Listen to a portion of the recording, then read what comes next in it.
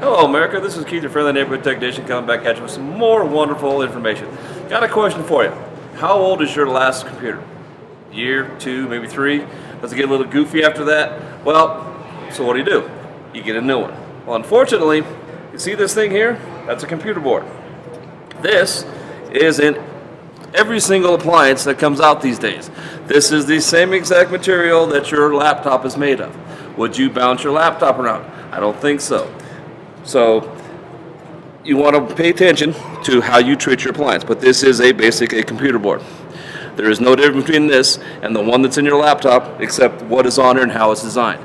Now, the manufacturers have tried to address that by, this is for a washer, this is a control board for a washer. The board is still under there, but they've actually encased it in a type of gel. So water and stuff can't get into it, and it actually helps it from anti-vibrations like that. But most of your washers have something like this. But now your dryers, your fridges, your stuff that doesn't come with a lot of vibration thing, they don't.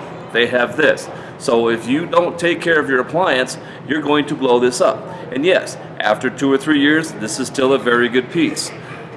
Unlike your laptop, which it is still a very good piece that's outdated, but it's still a good piece. Okay, so now that we know this is in your appliance, what am I going to do to take care of it? 2 ideas you want to think of. 1, make sure it stays relatively clean. Okay, yes, dust, dirt, particles will get in there and they will actually start to get on here and they will actually cause issues in here. 2, don't abuse your appliance.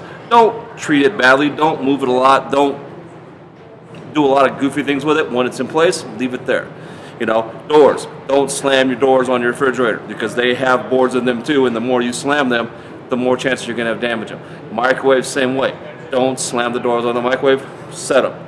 Your boards on your ranges, okay? Now, this one doesn't have any buttons, but see these buttons? These are really light touch buttons. So, if I'm doing this, I'm going to beat up my machine.